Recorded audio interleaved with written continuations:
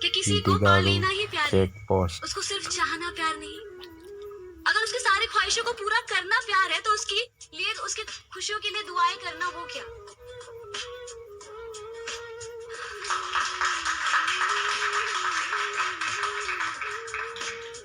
Love is not an attraction. Love is also not about to find someone.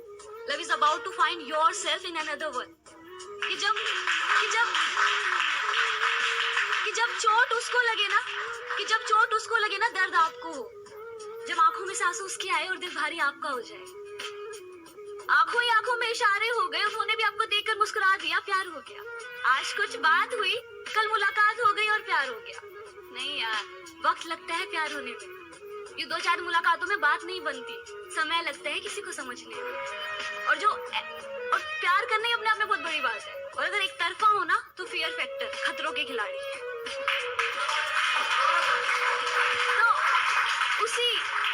तो मेरी जो poetry है ना, उन्हीं आशिकों के लिए जिन्हें जब दिल टूटता है और रिश्ता टूटता है ना, तो बड़े लोग ना उन्हें पागल, इमोशनल, फूल, कमजोर, न जाने क्या क्या लोग बोलते हैं।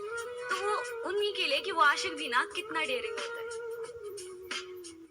ना टूटे जाने वाले रिश्ते जन्मों जन्मों के साथ साथ रहेंगे, ऐसे कहे जाने वाले रिश्ते एक ना एक दिन ना टूट ही जाते हैं।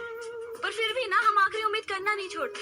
पर फिर भी ना हम अपने दिल से उसे कभी भुला नहीं पाते। वो आशिक भी ना कितना डेयरिंग होता है। दिल पूरी तरह टूट जाता है, हम खुद से ही रूठ से जाते हैं। पर फिर भी हम अपने दिल को उसको मनाने से रोक नहीं पाते। वो आशिक भी ना कितना डेयरिंग होता है कि वो तुमसे रिश्ता तोड़ के तुम्हें अकेला छोड़ के फिर से किसी और के साथ नई जिंदगी बसाने लग जाता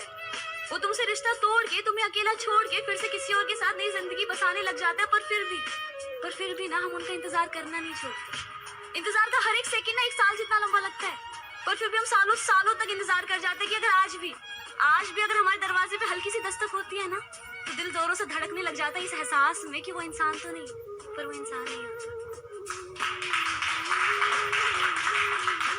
हम उनका इतना इंतजार करते कि साला वक्त भी सवाल पूछने लग जाता है कि बस यार, इतना वक्त तो मेरे पास भी नहीं। पर फिर भी ना हम उनका इंतजार करना नहीं छोड़ते। उस अकेली अंधेरी रात में तन्हा लम्हा बिताना मुश्किल है बे। 4 साल का था मैं जब मेरे पापा जबलपुर में किसी हलवाई के यहाँ काम करते थे। खुद तो कभी स्कूल गए नहीं, इसलिए अपनी गांड घिस-घिस के मुझको स्कूल में भर्ती करवाया। अब कहने के लिए तो वो इंग्लिश मीडियम स्कूल था, लेकिन साले हमारे टीचर लोग खुद हिंदी में बात करते थे। हमारे स्कूल के लड़के एक दूसरे से यो व्हाट्स अप डो ऐसे बात नहीं करते। क्या भौंक रहा है तेरा लड़ना आज कर रहे हैं, ऐसे गले मिलते। किसी तरह रट्टा मार मार के 10th तक पहुंचे तो पता चला कि जिंदगी में सफल होने के लिए एक ही तरीका है और वो है इंजीनियरिंग। सब यही कहते थे। माँ बाप, टीचर लोग, गली का वॉचमैन भी हमसे पूछता था, और भैया कैसी चल रही है आपकी तैयारी? भाग बेंचो, तुमको क्या करना है? इसलिए हमारे स्कूल के बच्चे हम सब पहुंच गए बकरों की तरह। मैं IIT, मैं NIT। अरे जिस बच्चे ने अपने बाप को जलेबी तलते देखा है वो तो यही सोचेगा ना कि जिंदगी में पैसा ही सब कुछ है। I did not choose this engineering life, sir, and neither did this engineering life choose me.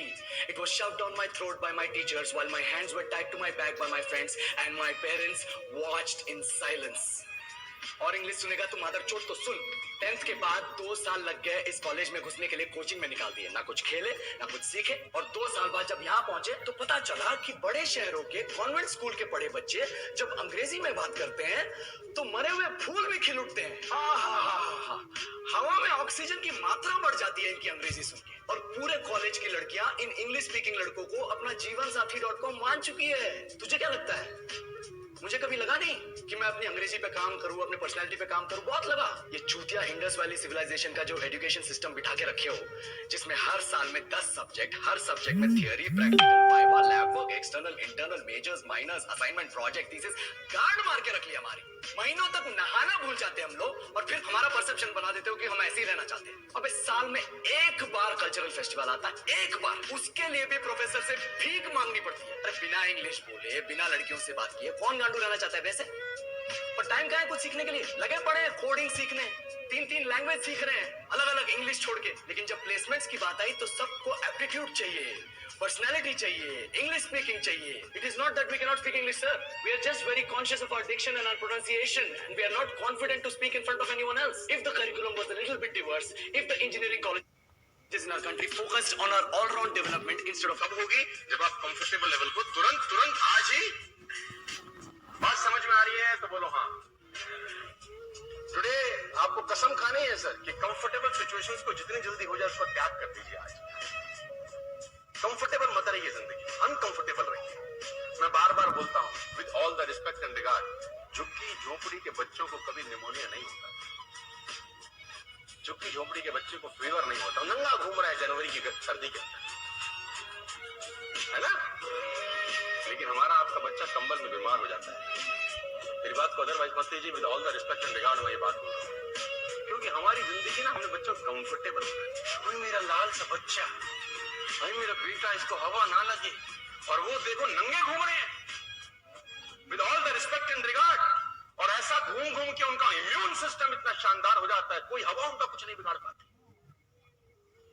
मैं फिर कह रहा हूं आपको, प्लीज अपनी लाइफ को कंफर्टेबल नहीं अनकंफर्टेबल बनाइए, क्योंकि